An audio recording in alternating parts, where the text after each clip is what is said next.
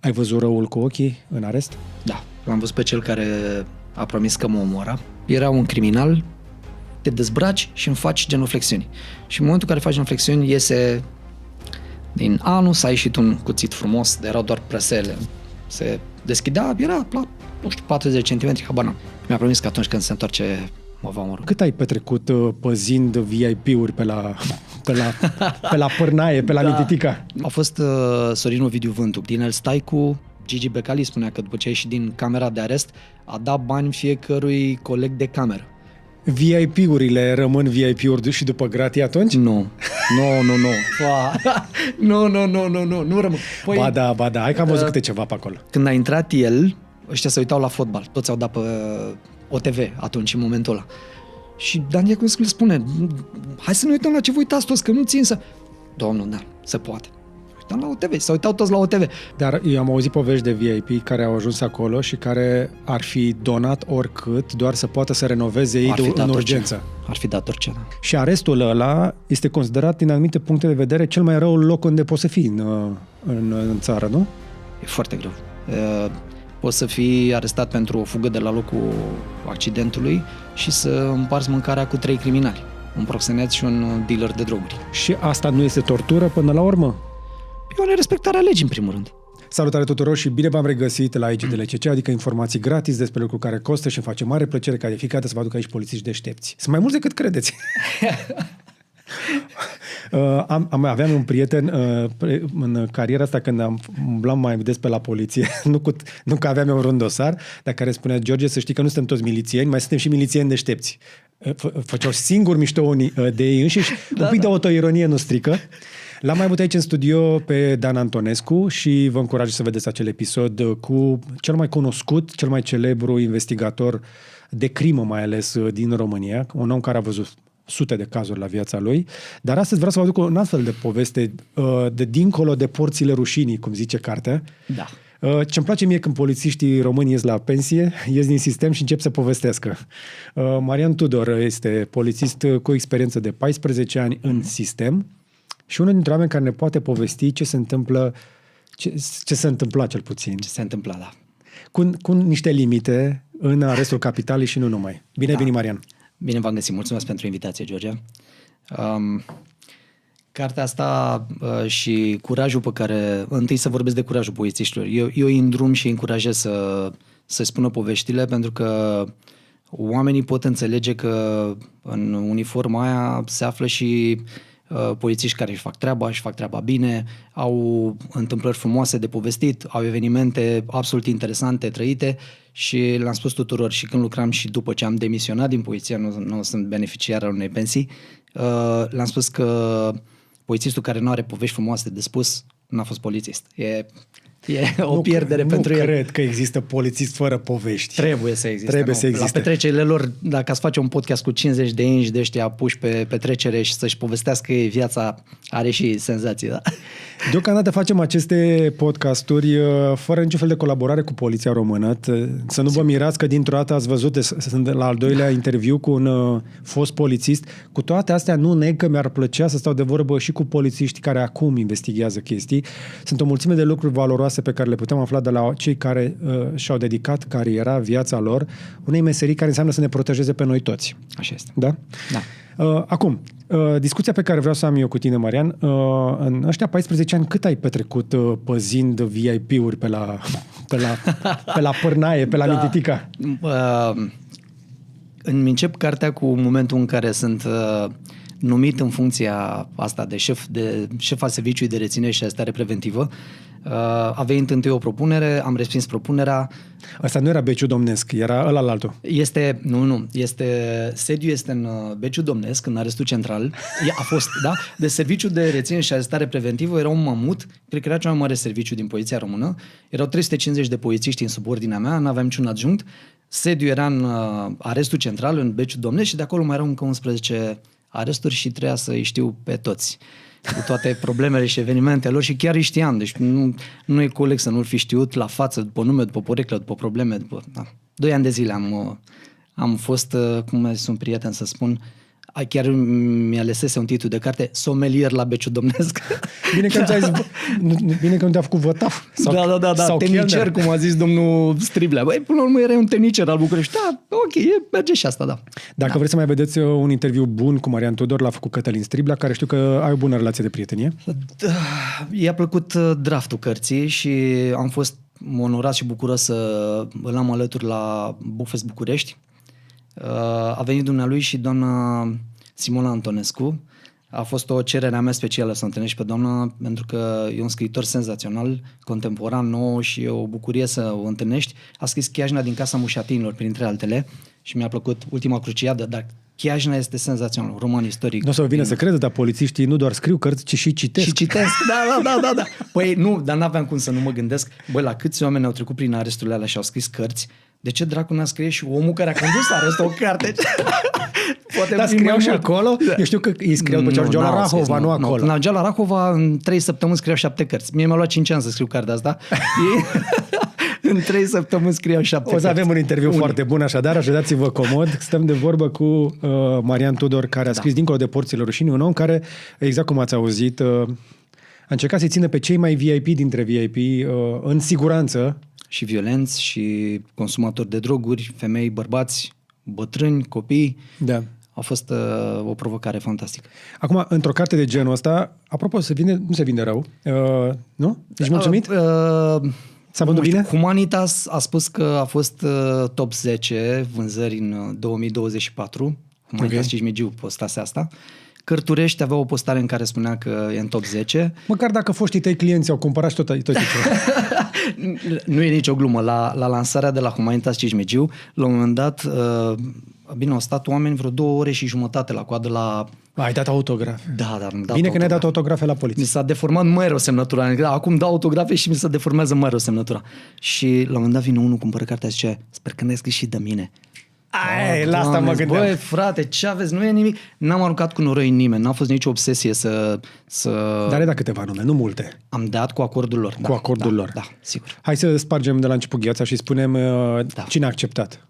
A fost Sorin Ovidiu Vântu, care a fost de acord cu menționarea numelui și a poveștilor. Dan Diaconescu a fost și el de acord. Dinel Staicu, Cătălin Voicu. Au fost și câteva doamne, dar pe doamne nu prea le-am mai întâlnit. Nu știu ce s-a întâmplat cu dumnealor, că n-am putut să le mai întâlnesc. Doamna Udrea sau nu? Nu. Am văzut că au apărut niște interviuri cu mine, deși eu nu am acordat acele interviuri și chiar vorbeau despre mine și despre Udrea, cum eu aș fi spus că doamna a fost în arest atunci. Nu, n-am întâlnit-o și bine că am ocazia asta să spun că n-am întâlnit-o. Aș fi vrut să o întâlnesc. Am fost cu cartea la Târgșor, la penitenciar, la Rahova, la Arad, în penitenciar. Târgșor este penitenciarul de femei. Da, și acolo încă este doamna Elena Udrea încarcerată. Aș fi vrut să întâlnesc, dar în ziua aia nu n-a fost disponibilă. Chiar era o ocazie. Asta e unul din atuurile pe care le-am avut în meseria asta, să pot să întâlnesc cu oameni și să vorbesc cu ei și să-i înțeleg fără să-i judec, pentru că, așa cum spunea un agent de la penitenciare, Dumnezeu, eu trebuie să lucrez cu el ca și cu un om. Dacă aș sta să-i citesc cazierul și aș vede condamnarea și aș vede de ce a fost ăsta în stare, i-aș întoarce spatele și m-aș înconjura de 10 mascați în ideea să le evit cât de mult posibil. Dar e preferabil să rămâi cu omul din fața ta fără să stai să judeci. Asta este o surpriză foarte plăcută pentru mine. De fiecare dată când stau de vorbă cu polițiști cu experiență și cu cei mai mulți care mă întâlnesc, sunt mult mai umani decât te aștepți. Te aștepți ca brațul legii să fie de fier și să nu gândească prea mult, știi? De cele mai multe ori. El trebuie să fie de fier. Trebuie să fie de fier, dar are mai mult suflet decât cred oamenii. Da. E bine să fie flexibil și să gândească mult înainte de a lua decizia. Dacă trebuie într-o secundă să ia într-o secundă, să o gândească. Să nu se ducă doar care brațul ăla de fier. În cea de-a doua carte, pentru că scriu a doua carte, mai am un capitol și termin. Copii, zei și Dumnezei. Da. Cum? Da. Copii, zei și Dumnezei. Ok. Și după, apropo, aveți ce citi? Da, se citește, scriu oamenii pe Messenger pe Facebook, la adresa mea, Tudor Marian. îmi scriu, m-au certat. De ce nu a apărut volumul 2? De ce nu ne spuneți cum v-ați certat cu acel chestor? De ce nu ați continuat și cu nu știu ce arestați? Și nu, eu le răspund, tuturor le răspund și nu vine să cred că sunt și certat. Foarte mulți oameni spun că au citit-o în 2 zile, sunt 400 și ceva de pagini acolo și oamenii au devorat-o rapid. M-am exprimat destul de lejer, destul de... Să nu dăm prea multe spoilere, să lăsăm oamenii să se bucure de carte. Da. Am întrebări astăzi. Da, sigur. Sunt și eu curios. Dar înainte de asta trebuie să fac o ușoară confidență. Eu am avut șansa în cariera asta, ca în 2004, să fac și eu arest. Dar nu în România, ci la bulgari. Știi că am avut povestea aia în graniță. Eu nu mă laud prea tare cu ea, dar anul trecut s-au făcut în sfârșit 20 de ani. Și am fost arestat în graniță de bulgari pentru că am filmat camera ascunsă în vamă. Ei nu știau că vama este domeniu public și că eu am voie ca jurnalist să filmez acolo și până și-a dat ei seama, m-au ținut ceva timp în beciul poliției din Ruse. Eu am văzut ce înseamnă un arest nasol, 72 de ore. Și am văzut niște condiții mizere. Trebuie să-ți spun că beciul domnesc l-am filmat cu o lună înainte să fiu arestat la Ruse. Era un pic mai bine. Da. Eu am făcut una dintre rarisimele filmări pentru ProTV în arestul de la cercetări penale. Și când am fost acolo, pentru că și cei de la cercetări penale erau exasperați de faptul că nu se făceau investiții și nu se făceau renovări, era tot timpul în supracapacitate, am văzut cu ochii mei un duș absolut mizer, niște celule foarte înghesuite și niște condiții urâte. Asta era în 2003, 2004. Da. Explică-le totuși, fără să intrăm în prea multe chestii din carte, Sigur. de ce îi spui tu dincolo de porțile rușinii? Pentru că ce se întâmplă dincolo de porțile rușinii nu e neapărat despre rușinea celor dinăuntru. Este de foarte multe ori despre rușinea noastră și modul în care îi tratăm pe cei care nu știm încă dacă sunt vinovați sau nu, sunt doar... Prezumați nevinovați. Exact. Sunt prezumați nevinovați. Exact. Ăsta e unul din mesajele cărții mele. Stigmatizăm, judecăm foarte repede, aruncăm anatema asupra oricui este adus în cătușe sau este cercetat și ne place să etichetăm. De multe ori noi considerăm că suntem neprihăniți, suntem cei fără de pată și imediat cum apare unul pe scările tribunalului, a curții de apel, în alte curți, deja are păcate lui. Acum și sunt și condamnat. procurori care au un talent să facă din chestia asta metodă de presiune. Da, sunt sigur de asta. Pentru că e practic greu de crezut că un jurnalist, indiferent din ce zonă mass media provine, știe că la ora 6 fără 10 pe o stradă la un anumit imobil se va face o percheziție. Sau e greu de crezut că jurnaliștii știu că în data de la ora de pe treptele astea va urca Marian Tudor invitat de DNA sau de orice altă structură a parchetului. Acum, pe de altă parte, unii dintre ei chiar sunt infractori și vor fi dovediți. Siguranță. Dar până când sunt dovediți și condamnați, unii trec prin arest. Da. Și arestul ăla este considerat, din anumite puncte de vedere, cel mai rău loc unde poți să fii în țară, nu? A fost atunci, în 2010-2011, chiar descriu condițiile de cazare și ce presupunea interacțiunea cu polițiștii, cu familia. Vorbesc despre efectul mandatului asupra omului și asupra arestatului și a familiei lui și a afacerii lui și a studiilor lui și are un impact destul de puternic asupra microsocietății respective a arestul ăla. Dar de cele mai multe ori cei care au trecut pe acolo totuși au fost condamnați în cele din urmă. Trebuie să o spunem și pe asta. Cei mai mulți au fost condamnați. Da. Dar au fost și oameni care au fost achitați, au fost oameni care după ce au fost reținuți nu au mai fost arestați preventiv, doar au intrat pentru cele 24 de ore cât presupuneam ordonanța de reținere. Apoi au ieșit de acolo cu niște chestii pe care nu le vor uita. Da, eu am încercat să experimentez lucrul ăsta. Am intrat într-o cameră de arest, în prima cameră în care am intrat, am închis ușa după mine și m-am așezat pe scaun cu băieții. Ai stat jos, îi văzusem așa încordați că nu arăta vreun comandant ăsta periculos și am vrut să-i văd cum trăiesc în camera în care se aflau. E foarte greu. Poți să fii arestat pentru o fugă de la locul accidentului și să împarți mâncarea cu 3 criminali, un proxenet și un dealer de droguri. Închizi ochii și nu știi dacă să dormi sau să mai aștepți un pic să adoarmă ei și după aia să te bucuri de câteva ore de somn liniște. Pe lângă gândurile pe care le ai despre ce s-ar putea afla, despre familie, despre toate consecințele care vin. Mi-aduc aminte acum, fac o paralelă acum, mă întorc și eu puțin spre arestul din Bulgaria. A fost arestat un om foarte cunoscut. Cred că pot să-i spun numele, Said. Se întoarce Said Baclini din Bulgaria, este adus în România din Bulgaria și am o discuție cu el să văd cum a fost arestul în Bulgaria. Eram curios să văd care erau condițiile. Zice, domnul comandant, aici chiar e bine, am geam, acolo nu aveam geam, nu era lumină și am fost singur într-o cameră, în bezna aia și la un moment dat este chemat la instanță, probabil că în cele 72 de ore și toată lumea vorbea bulgară. Omul e, nu știu, libanez, vorbește română, poate vorbi și alte limbi, dar cu siguranță nu era cunoscător al limbii bulgare. Și stă frumos așa în boxă și la un moment dat vine un bătrân și zice, eu sunt translatorul tău. Ce bine, să spune și mie ce urmează să se întâmple. Nu știu ce urmează să se întâmple, eu să traduc ce se întâmplă. Și începe judecătorul, discută cu procurorul, vorbește și avocatul cu care nu vorbise niciodată, un avocat din oficiu din Bulgaria, ăștia tot vorbesc și la un moment dat Said îl întreabă pe translator. Despre ce vorbesc cu oamenii ăștia? Spuneți-mi și mie. Și te face sens să potească. Stai niște că vorbesc despre tine.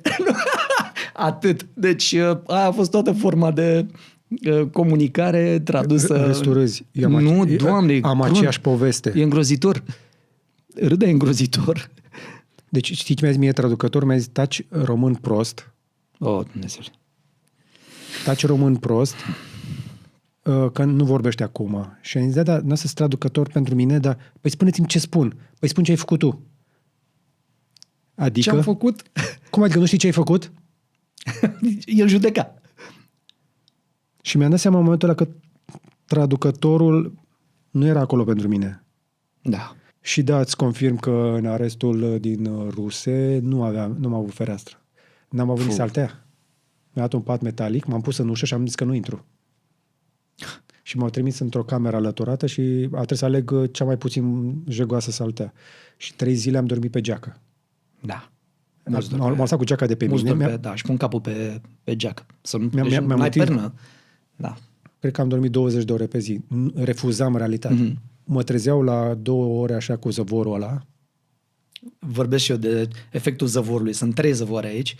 Când țăcăne lacătul, hârșie metalul ăla pe ușă, țăcăne ca un lacăt, hârșie din nou metalul. Nu uiți chestia. E groaznic. Și aia cu bidoanele? Care țin loc de duș? Sau care țin loc de WC-ul, să nu intre șobolanul în cameră? N-avem WC-ul în celulă. Nu, aici era un WC turcesc, în arestul central, era un WC turcesc, deasupra era o țeavă îndoită, fără para aceea de duș, era legată o sticlă de 2 litri cu un șiret, înțepată și de acolo apa împrăștia ploaia pe corpul care aștepta să spele. N-am avut nici asta. Problema era că venea apa de sus și când ajungea jos, repet, dușul ăsta încropit era deasupra WC-ului turcesc și apa care cobora și sărea de pe corp ajungea în WC și te stropea înapoi pe picioare. Te spălai de sus în jos, dar de jos în sus trebuia să te speli din nou. Da. Nu existau chiuvete. În cea de-a doua carte povestesc despre chiuvete. Nu existau chiuvete, dar exista un furtun care venea din perete și conducea direct la acel WC turcesc, iar oamenii se așezau în genunchi și se spălau pe dinți acolo. Direct în gaura aia, adică te speli să te igienizezi și totuși inhalezi toată bucuria din canalizarea Bucureștiului. Acolo speli vasele, unde ai mâncat. Da, nu voi intra în prea multe detalii în legătură cu experiența mea, a fost mai rău de atât. Dar chiar și așa, indiferent de experiența mea, ce povestești tu este subuman. Da. Nu este inuman.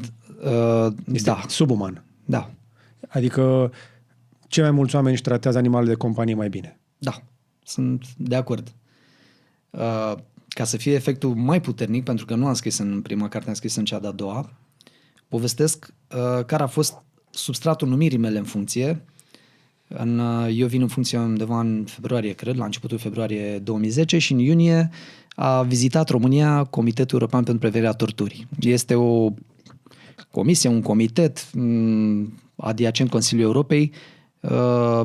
Se face un audit de justiție, sunt inspectate condițiile de cazare și răspunde în fața auditorilor ăstora prim-ministrul țării vizitate. Și problema se pusese, Marian, nu știu cum faci.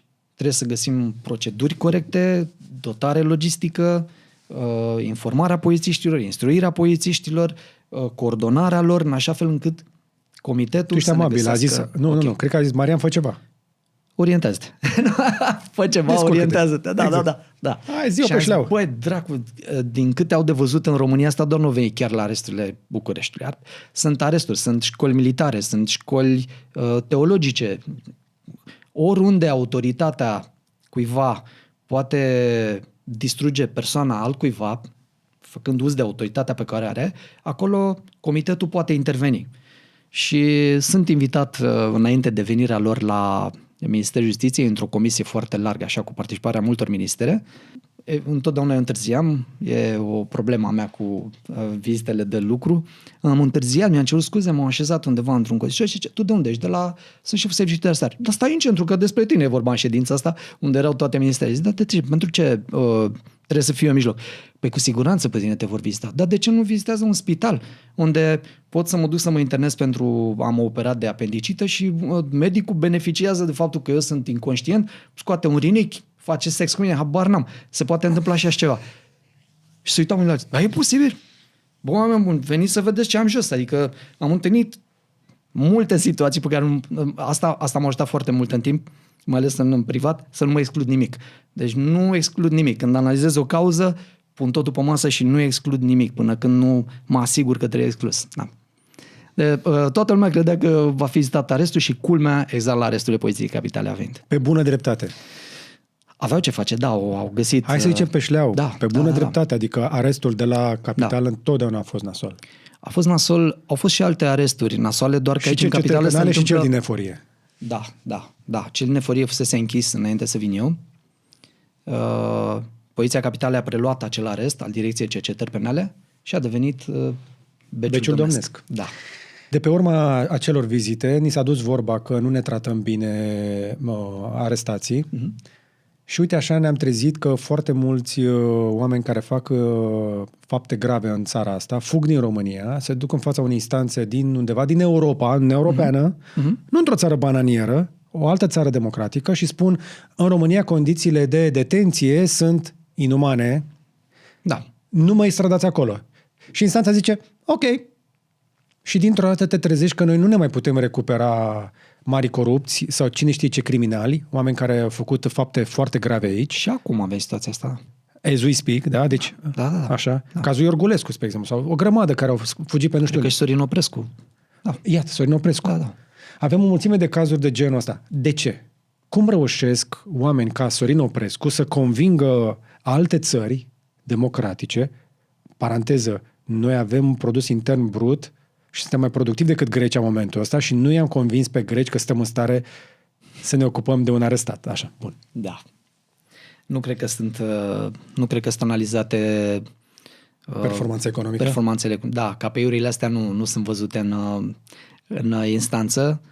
Cred că se merge mult pe abilitatea apărătorului și pe anumite practici din CEDO pe care le invocă și cu câteva adevăruri pe care le prezintă întotdeauna câștigă.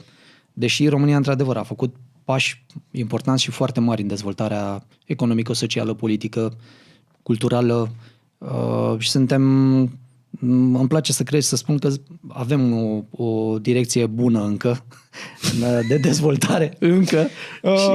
Înregistrăm undeva pe la jumătatea lui ianuarie. Da. Și din păcate, venind cu acele șabloane și cu abilitatea câtorva apărători, obțin îngăduința asta. Eu cred că nu. Pentru că atunci când am condus serviciul de reținere și arestare preventivă, chiar am deschis o colaborare cu Interpolul și a fost foarte bună pentru colegii mei de atunci, în sensul că persoanele extradate, români, care erau condamnați sau arestați preventiv în țări membre ale Uniunii Europene, erau conduse de acolo în București, la autopen, de acolo îi preluam eu. Dacă trebuia să-i trimite către inspectorat, îi trimiteam. Dacă nu, cei mai mulți rămâneau în aresturile din București, nu neapărat arestul central. Și veneau cu niște povești din țări membre ale Uniunii Europene, povești care mă făceau să mă cutremur. Realizam că noi stăm bine față de ce fac alții cu aresturile lor. A fost un caz, un arestat care îmi spunea că nu poate să scrie lucrul ăsta, dar într-o țară membra Uniunii Europene a fost pus pe un pat din piatră și a lăsat apa să curgă pe el, apă rece. Câteva ore. A zis că la un moment dat el a crezut că el nu mai are partea de jos a corpului. A crezut că a fost tăiat. Și zic, bă, dar ce făcusești? Bine, bătusem vreo 2 camere de arestație, adică i-am bătut pe ea, măcelării pe ea. Și se uita la mine și zicea, am plâns, am țipat, am promis că nu mai fac în viața mea așa ceva. Asta a fost forma pe care au găsit-o de cuvință acei oameni, deși n-au registrat-o nicăieri. Nu era o formă... E tortură? Este tortură în formă profundă. Din nou, nu ai face așa ceva unui animal de companie. Nu, niciodată am avut șansa să investighez cazul Mailat. Mai ții minte cazul Mailat din Italia? Un român cu probleme psihice care a omorât cu violență o femeie în vârstă pe stradă undeva la Roma. Mm-hmm. Și atunci am avut ocazia să interacționez cu polițiștii italieni și am intrat într-o secție de poliție. Crede-mă că era 2000... Cât era, Doamne, 2005, 2006, nu mai știu exact. Mm-hmm. Deci eu mai fusesem prin secții de poliție pe la noi. Era lux. La îmi zicea polițistul că el dacă vrea să lucreze trebuia să plece de la birou pentru că n-avea calculator. Calculatorul pe care l-avea la dispoziție era praf, n-avea internet, n-avea nimic. Și apropo, unul dintre carabinieri era foarte mândru că soția lui e româncă. Și eu mă bucur. Da. Arestul ăla de care zici era în Italia? Nu pot să era în Portugalia. Ok. În Portugalia. Revenim la IGDLCC îndată ce îți spun despre sponsorul nostru, Darkom Energy, cei care ne garantează că nu ni se sting luminile din studio, adică nu avem niciodată pene de curent. Panourile fotovoltaice, invertoarele și bateriile sunt inima sistemului nostru energetic și cred cu tărie că sunt investiții importante, dar și rentabile. Cu acest sistem am economisit deja mii de euro la facturi, dar și mai important avem electricitatea garantată, fără fluctuații care ne pot defecta electricele și electronicele. Dacă ai în plan să construiești, să renovezi orice fel de clădire, inclusiv industrială, alege o soluție solidă de generare și stocare de energie. Noi colaborăm cu echipa Darkom Energy și îi recomandăm. În perioada în care am condus serviciul de reținere și arestare preventivă, am încercat să vin cu lucruri noi, cu lucruri care erau prevăzute deja de legislația română, dar nu erau aplicate. Cum ar fi? Păi, e o poveste foarte frumoasă a domnului Nicolescu Constantin, fostul președinte al Consiliului Județean Argeș.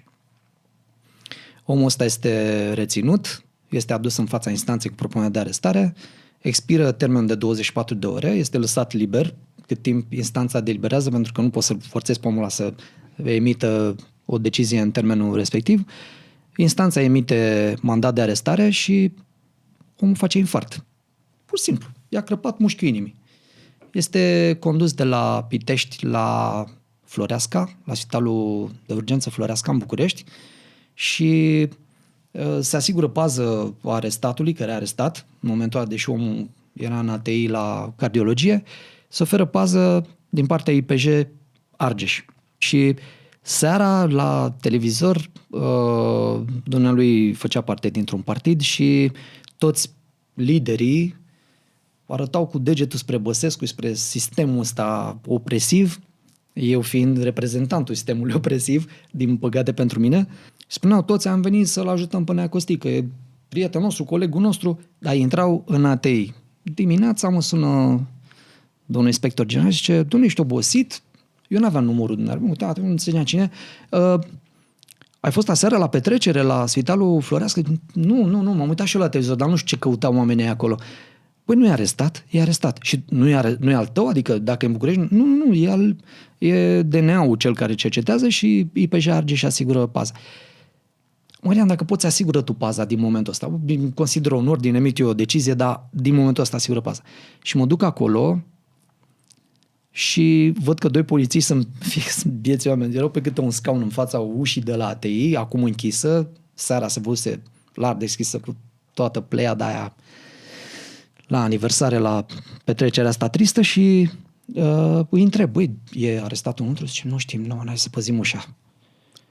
Dar documente aveți? Adică aveți mandatul de arestare, cartea de identitate, măcar să știu pe cine văd aici? Nu. Păi și voi ce poziți? Păi hai să stăm la ușă aici, că aici trebuie să stăm. Vine un cunoscut cardiolog, care l-a și operat, foarte supărat că l-am denajat. Acel cardiolog? Acel cardiolog. N-a devenit la un moment dat și el client de-al tău? N-a devenit, dar a fost, s-a început una penală împotriva lui. Deci mi-a întins degetele așa, nu știu, când dai mâna cu un bărbat, aștepți o strângere de mână, mai fermă, nu? Și mi-a întins 3 degete, așa de, ia și tu un salut.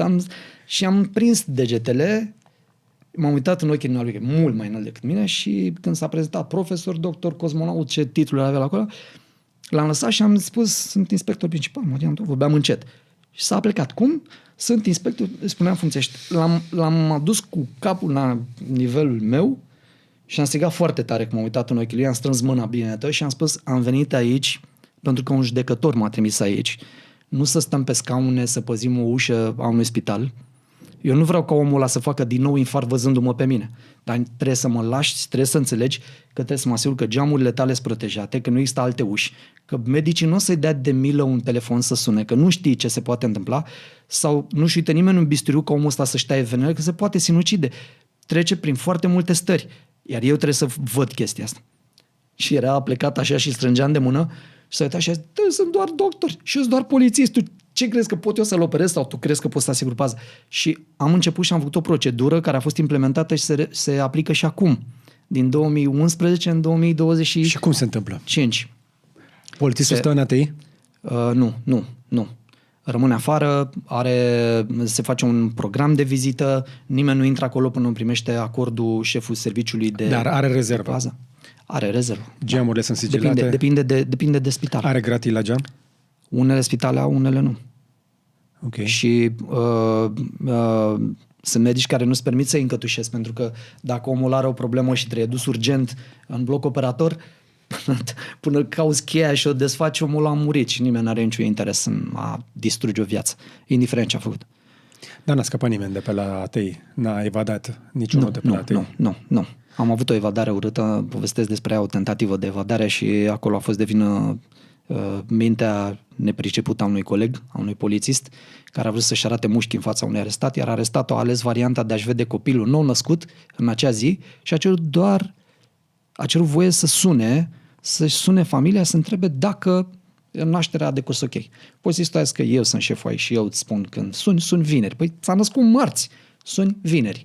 Și marți întâmplarea a făcut că l-a chemat un procuror la audiere, colegii mei au venit să-l escorteze, să-l ducă la parchet și ăsta fuge de sub escortă, alergă un polițist, îl tăvălește, polițistul 1,75 m, ăla 1,90 m, sportiv, s-a chinuit, a tras, l-a adus încătușat și când intră în secție și săracul își trage, amândoi își trăgeau sufletul, că nu mai știau de ei, deja îl venise controlul să-l sancționeze pe polițist că de ce a fugit de sub escortă, fără să înțeleagă care a fost motorul, care a fost cauza, care a fost ce a declanșat în sufletul omului la problema. Și-a văzut copilul? Nu.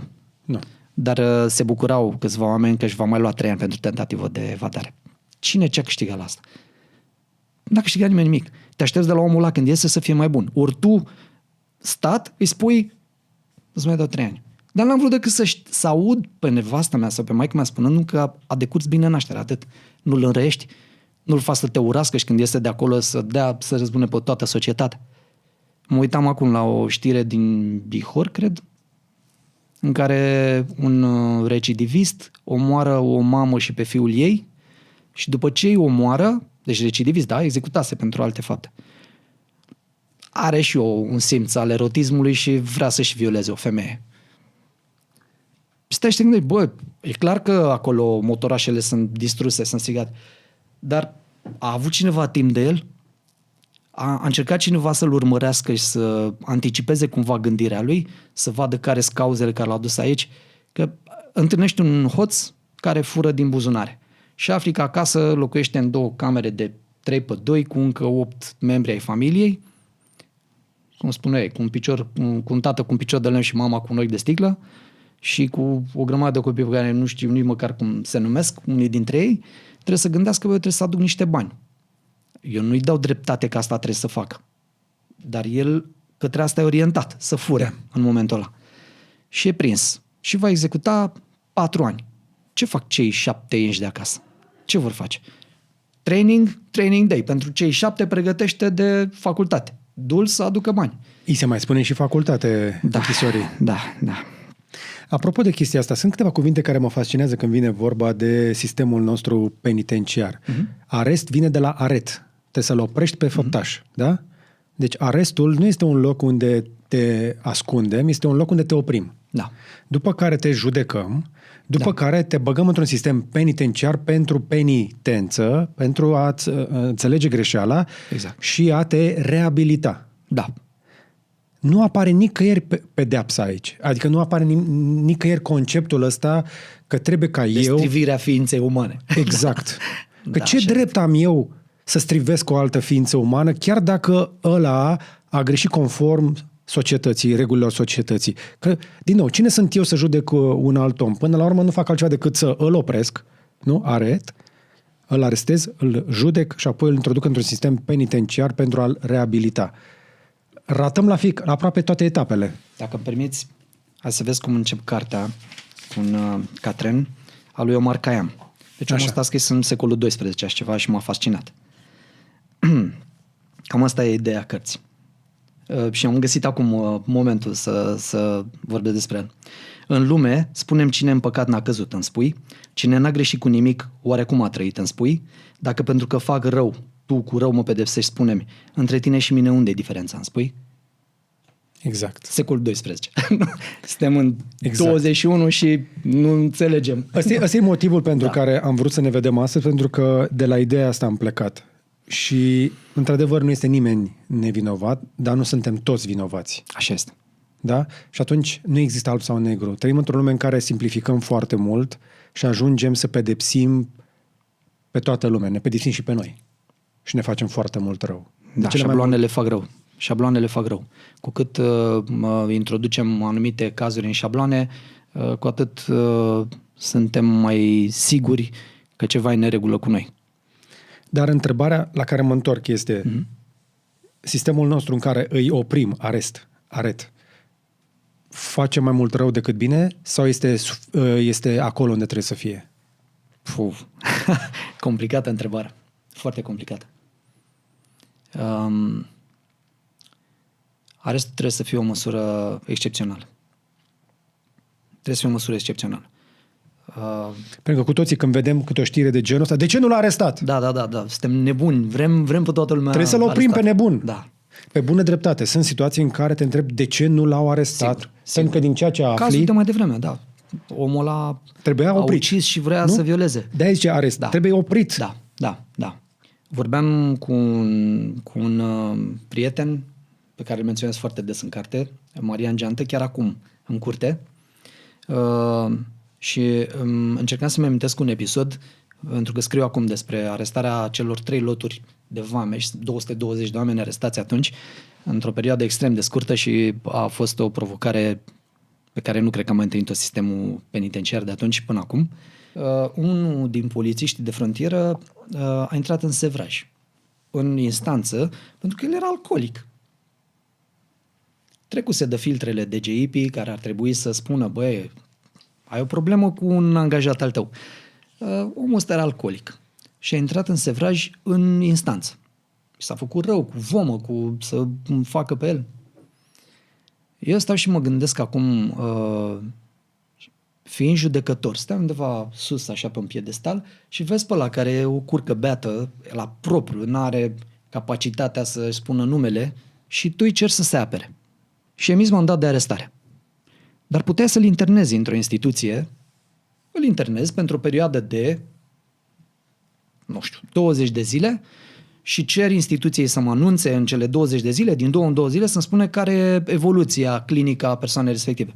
Băi, a ieșit din zona de sevraj, îl vezi capabil să-și expună o apărare, da, prietene, vino să te aperi. Uite ce probe există împotriva ta, din punctul meu de vedere, te și arestez. Ai stat 20 de zile, îți mai dau încă 10 zile până în cuantum de 30 în care te pot priva de libertate. Apoi discutăm pentru următoare măsură. S-a dat mandat așa la grup, la colectiv, mandat. Și a fost arestat. Este adus din instanță în curtea arestului central și îmi vine să râd, dar e penibil. Omul ăsta pune mâna pe colegul meu care îl păzea și zice: bă, vă mulțumesc, mă, că m-ați adus acasă. Și ăsta zice: păi, nu ești acasă, stai și tu 30 de zile dacă ai noroc. Dacă nu, o să stai mai mult. Nu, zice, nu ăsta e blocul în care stau? Nu, prietene, aici ești la Unirii, în București. Nu suntem în Timișoara. El venise de la mandat, omul ăla se apărase. Cel puțin așa trebuia să se apere. Și aș face o paralelă cu o altă întâmplare pe care am trăit-o. Vin 4 absolvenți de, să spunem, INM sau instituția similară a INM-ului din România, Institutul Național al Magistraturii, așa, unde sunt pregătiți viitorii magistrați. 3 doamne și un domn vin la mine într-o vizită oficială absolut nepregătită. M-am trezit că, băi, Maria, arată-le repede arestul, că uite, au venit domnii, au venit în România, fac un schimb de experiență și ar face bine să vadă și sistemul nostru. Ok, îi conduc în arestul central și îi întreb, dar care e ideea pentru care voi veniți să studiați alte sisteme de detenție? Și îmi spun acești oameni că magistratul francez, procuror sau judecător, după ce absolvă institutul, trebuie să facă 9 luni practică într-un penitenciar. Pentru ca, fiind judecător sau procuror, să știi cât să dozezi pedepsa unei persoane. Să știi dacă trebuie să-l aduci acolo și dacă l aduci acolo, cât trebuie să-l ții acolo. E foarte interesant. Pentru că în sistemul nostru, un copil bine pregătit, un copil de nota 10 din clasa 1 până în clasa 12, care intră la universitate, la facultate de drept cu 10 și absolvă cu 10, intră la INM la 22-23 de ani, la 25 de ani el este judecător. Ce habar are el Copilul a învățat fantastic de bine. E senzațional. E un om minunat.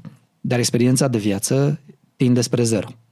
Și te gândești, ok, un judecător cu vârsta de 25 de ani va judeca un conflict de muncă unde 2000 de oameni sunt în grevă. Și băiatul ăla sau fetița aia la 25 de ani o să spună: asta e decizia. Fără să aibă dimensiunea fenomenului, unde 2000 de oameni care au soții, părinți, unii sunt bolnavi, au copii, au tratamente, unii așteaptă niște burse, își proiectează un viitor și ei așteaptă ceva de la și revoluțiile de obicei încep cu o grevă. Dar unde voiam să ajung? Eu înțeleg că tu arăți cu degetul și către o problemă din sistemul de justiție în care judecătorii... doar în zona abstractă a lucrurilor, trebuie să înțeleagă viața. Mă întorc la arest. Când te-am întrebat chestia aia dacă de foarte multe ori arestul face mai mult rău decât bine, este pentru că nu ești prima persoană care îmi spune, mi-a spus-o și Dan Antonescu, că foarte multe fapte se întâmplă pe sevraj sau în timpul ce făptașul era ori pe droguri, ori pe alcool, ori pe substanțe stupefiante de orice fel. Da. Deci de foarte multe ori nu este o chestie făcută cu premeditare, este o chestie legată de o conjunctură. Da, acum, cu toți este responsabil pentru chestiile pe care ne intoxicăm, da? Ești responsabil pentru chestia aia. Dar dacă s-a întâmplat lucrul ăla, imediat după aceea nu te pot trata ca pe un om în deplinătatea facultăților tale, exemplu pe care tu mi l-ai dat. Și am mai stat de vorbă, inclusiv în 2022, am stat de vorbă cu Eugen Hriscu, care este psihiatru specializat în adicție, inclusiv la copii. Și îmi spunea că avem aceeași problemă cu copiii care sunt în situații de fapte penale sau care sunt în sevraj și care, dacă sunt reținuți de autorități, sunt băgați la loc cu adulți în sevraj sau cu adicție. Nu știu ce poate fi mai rău decât să pui niște oameni care sunt sub efectul unor substanțe la un loc pe vârste atât de diferite și cu probleme foarte diferite. Și de-aia revin la întrebare.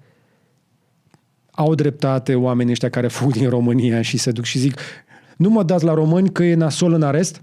Nu cred că dețin adevărul ăsta absolut. Știi, am spus că am întâlnit aresturi mai rele decât cele din România. Da. Nu înseamnă că astea sunt bune. Corect. Eu pot să spun doar că am întâlnit foarte clar situația pe care ai descris-o. Exista un singur arest în momentul ăla în București, unde erau introduși consumatorii de droguri, la secția 12, undeva în subsol. Arestul era coincidență, subsol? Da, subsol.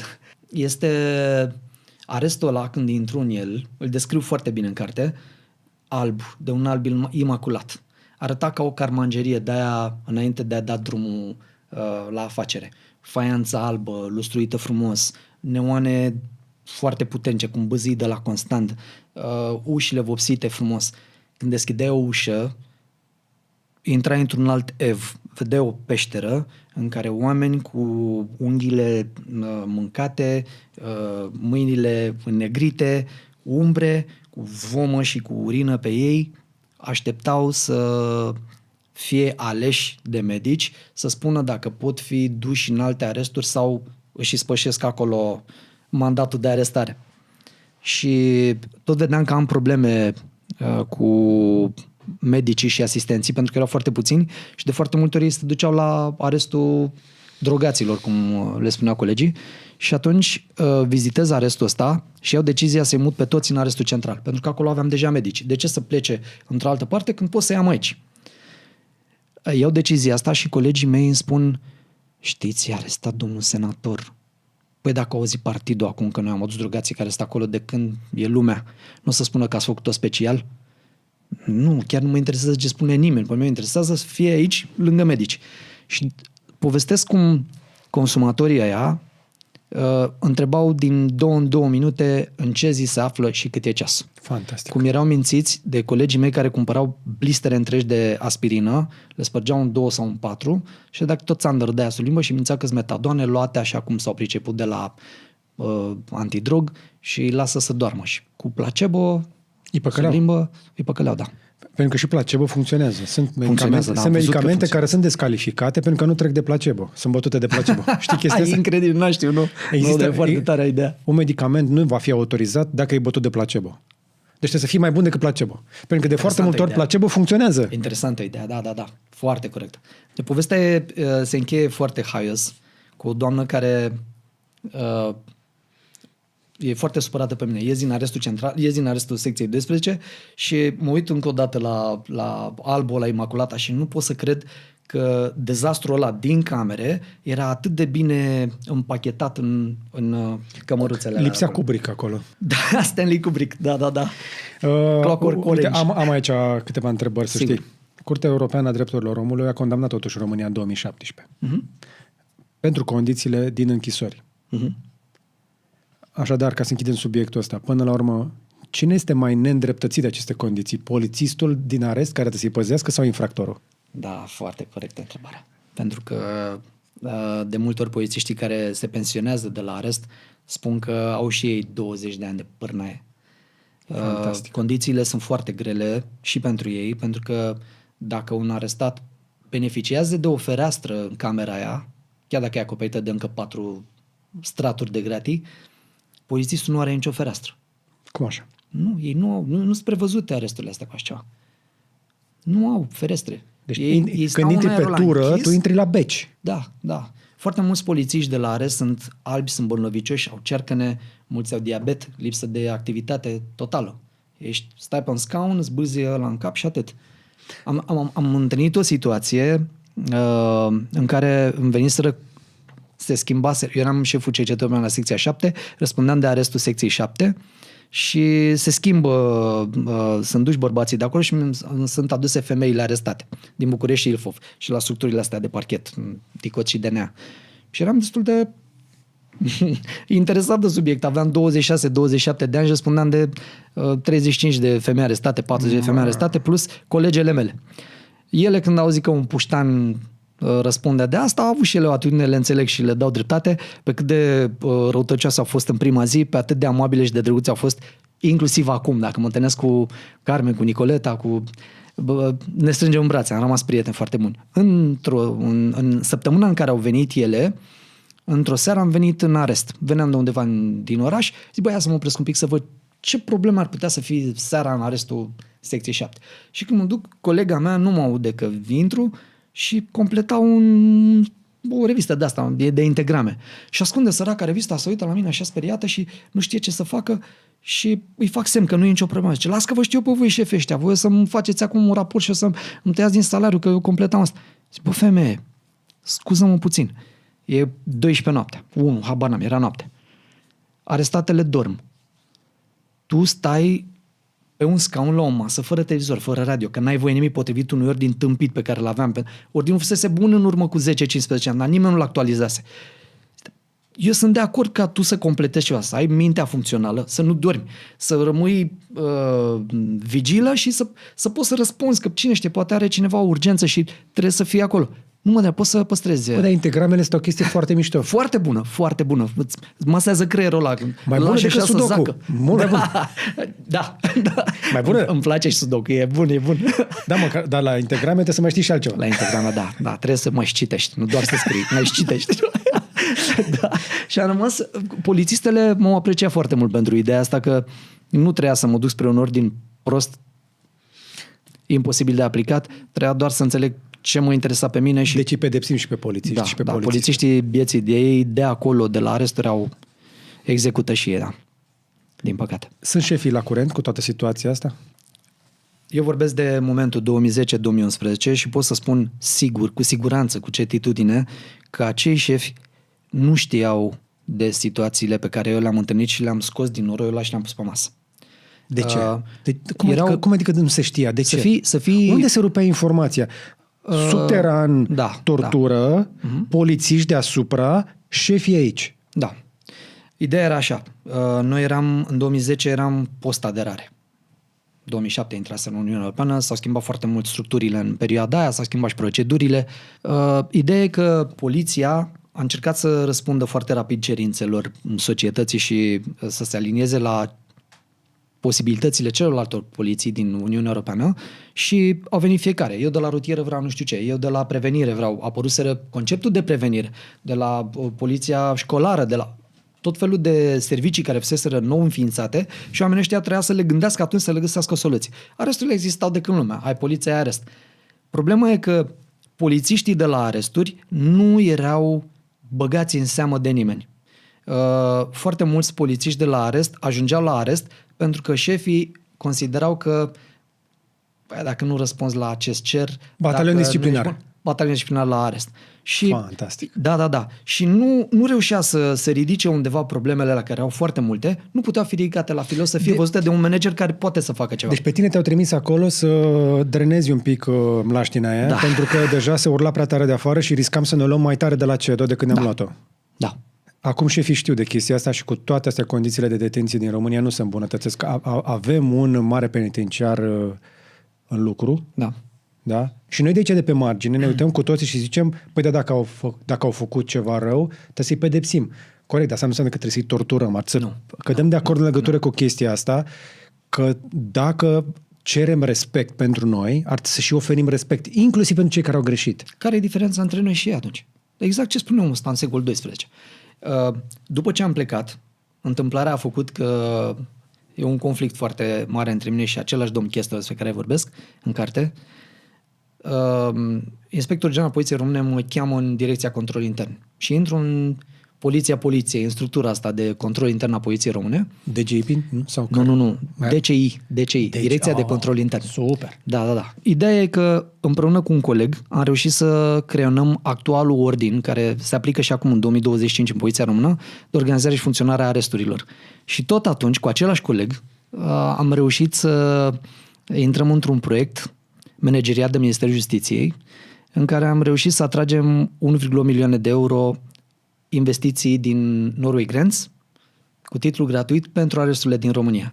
Și am spus că trebuie să aducem dușuri, toalete, să schimbăm paturile în toată România, să schimbăm ferestrele care aveau un sistem învechit de închidere, care erau prevăzute dintr-un cornier de la îndoit, ruginit, coclit, niște lemne putrezite mâncate de cari și am zis, hai să aducem ferestre noi, chiuvete noi, paturi noi, să schimbăm condițiile, aer condiționat în toate camerele, aer condiționat în mașini.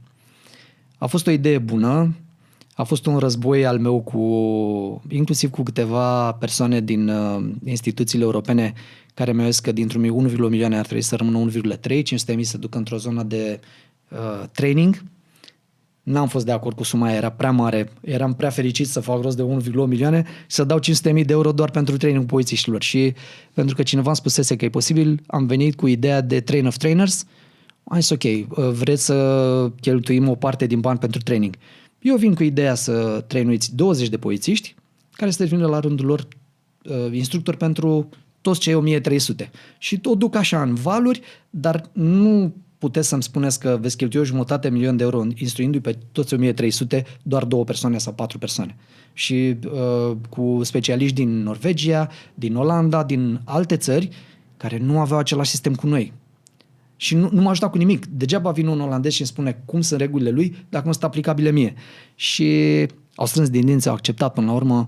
Bine, antrenăm doar 20 de oameni. Foarte bine, training pentru 20 de oameni. Asta era lupta cu cei din extern. Am avut o luptă cu cei din intern, în sensul că acel domn Chestor, la un moment dat, vede proiectul meu de 1,1 milioane de euro și al colegului meu. Nu era domnul inspector general la serviciu, mă duc la dumnealui, care era adjunct, și spun, ăsta este proiectul prin care noi putem să facem 1,1 milioane de euro. Niciodată. Niciodată? Nu. Ce? Dreptul pentru asta? Niciodată. Doamne, e un proiect la care lucrăm cu ministerul, niciodată. Semnătura mea niciodată. Scrie acolo mare, manager de proiect Marian Tudor. Am coborât, am zis că mor, am rupt pagina și am pus manager de proiect, inspector general, Tobă Petre. Și m-am zis la adjunct. Puteți să avizați proiectul ăsta al domnului inspector general al Poliției Române sau nu sunteți de acord cu el?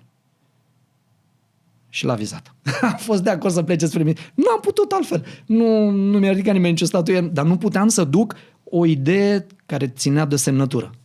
Ambiții de astea ale unora care se cred Dumnezei, că despre asta va fi a doua carte cu zei și Dumnezei, copiii zei și Dumnezei. Se cred Dumnezei așa, au constată că nu sunt, mulți au coborât și s-au uitat de jos în sus din groapa aia de acolo să vadă, bă, nu prea era meu Dumnezeu, am crezut că sunt și uite că mi-am luat-o.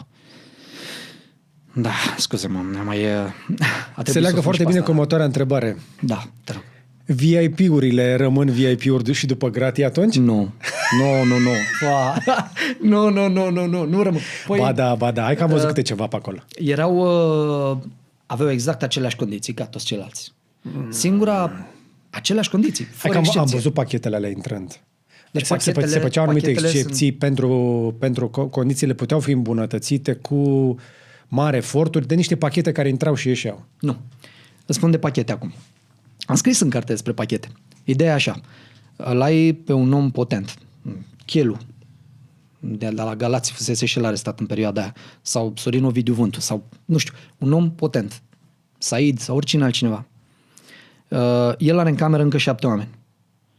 Majoritatea n-au posibilitatea să-și primească pachet. Și atunci ei găsiseră o soluție în sensul următor. Cât am voie să aduc? Potrivit ordinului Ministrului Justiției, pentru că în interne nu era reglementat, încă și eu l-aplicam pe cel al Justiției, mă dusesem spre penitenciare să pot să obțin. Pentru că în penitenciare aveam mai multe drepturi decât în arest. Incredibil. Și am venit cu ideea așa, băi, câte kilograme are voie? Păi are atâtea fructe, atâta mâncare. Bun, atât ai voie să primești. Ok, venea familia celui care avea bani și zicea, veneau familiile celorlalți, erau sunați. Băi, vino joi că zi de pachet. Și ei își luau pachetele și intrau. Asta e pentru Laurențiu. E în cameră cu, Marian Tudor, VIP-ul din camera 13. Asta e pentru Sabin din camera 13. Asta e pentru Florin din camera 13. Practic, ăsta aducea pentru toți ca să aibă toată lumea. Oricum era gâsca de, așa se spune, când ai pe cineva în cameră, ăla nu e viață, ăla e gâsca de mulți. Gâsca? Se mulgea gâsca? Da. Gâsca se scot penele de pe ea și fiecare are ceva cald de la ea. Cine dezmulți pene, da? Cine are gâscă? Păi am gâscă în cameră. Bă, trag și eu de acolo. Nu de ce intelect, tare. este de folos. Am gâscă. Da. În penitenciare, același termen. Deci, ei veneau cu o mașină mare cu produse, dar era difuzată către fiecare membru din cameră ca să poată și să-și consume pachetul lui, că altfel trebuia să-l împartă pe ăla la 7. N-avea cum altfel. E o poveste a unui VIP de ăsta care în prima săptămână e dureroasă. Adică să vii dintr-un lux și deodată să te trezești în condiția aia, nu poți să mănânci nimic nu puteai, nu știu acum cum să mâncările, dar atunci erau îngrozitoare. Acelea jangale cu șorici, cum li se spunea. Cum? Jangale cu șorici. Era o fasole cu jumări în care se vedea mai mult părul decât șoriciul și nu știai ce mănânci. Era păstos oricum. Dacă ai fi cerut cartofi cu orez, avea aceeași consistențe cu fasolea cu jangale. Jangale. Și oamenii aveau un șoc. În primele zile erau distruși la propriu. Ăsta primește pachet, omul ăsta cunoscut, primește un pachet și face o salată cu mango, cu avocado, cu ridiche albe, cu ce primise la pachet din fructe și legume. Ce avea voie să le primească. Și e chemat la grefă cu avocatul. Avocatul era sus și le spune arestat: bă, nu puneți mâna pe nimic, că nu știți ce să faceți cu ele. Totul e natural, totul e exotic. Nu puneți mâna pe nimic până mă întorc eu. Când se întoarce de la grefă, că era și foame, vede că salata plutea într-o zeamă galbenă, așa. A venit să râdă și întreabă: cine dracu a băgat mâna aici și cine mi-a stricat salata? Și unul tocmai venise din consumatori, își revenise, dar era la el în cameră. Șeful, ce am pus și niște capi, că ăla e natural. I-a umplut bidonul ăla de... Tot platoul ăla cu salată era băltea într-un capi de portocale, că s-a gândit omul că e ceva natural și merită. Degeaba ești VIP că te întâlnești cu Pleava. pleava. Dar eu am auzit povești de VIP care au ajuns acolo și care ar fi donat oricât, doar să poată să renoveze ei în urgență. Ar fi dat orice, da. Ar fi plătit pe oricine, oricât, doar că nu plec nicăieri, nu fug nicăieri, doar lasă-mă să reconstruiesc chestia asta din temelie cât stau eu aici. Era același duș, aceleași paturi. Cred că la o jumătate de an după ce am venit eu am pus televizoarele, la care aveau dreptul de 4 ani în urmă. Au fost VIP-uri care au vrut televizori și n-au primit. Nu, am auzit că au fost cazuri de VIP-uri care au zis că dau televizoare la toată lumea doar să primești și eu. Da, au fost. Și cu toate astea nu s-au pus televizoarele pentru că un Dumnezeu din ăsta, deși deținuții aveau voie. Da. Deci gândiți-vă la chestia asta. La câți oameni ar fi vrut să doneze, se mai puteau face, cred că încă vreo 7 clădiri noi năuțe la 4 stele. Cu siguranță. Și asta nu este tortură până la urmă? E o nerespectare a legii, în primul rând. Pentru că legea spunea clar, șeful administrației locului de deținere, eu, trebuie să dea acces persoanelor la emisiuni radio și TV. Dacă nu există posibilitatea materială de a le da dreptul ăsta, el poate să le permită persoanelor să-și aducă televizoarele de acasă. Și acolo exista un ordin al Ministrului Justiției care spunea: diagonala televizorului trebuie să fie de maxim D, trebuie să aibă telecomandă, priza să fie pe exterior să nu se curenteze, mă rog, erau niște condiții tehnice. Era evaluat de DGIP, să vadă dacă nu există și alte sisteme în interior, trecea de evaluare, puteai să pui pe perete cu acordul lui. Și aceeași lege românească, cred că prin 2006 fusese emisă, noi vorbim de 2010, spunea clar, dacă persoana pleacă, o poate dona locului de deținere. Și au fost foarte mulți care zic: nu-l iau, lasă-l dracule aici, iau după mine, iau pușcăria acasă, că era alt folclor de arest.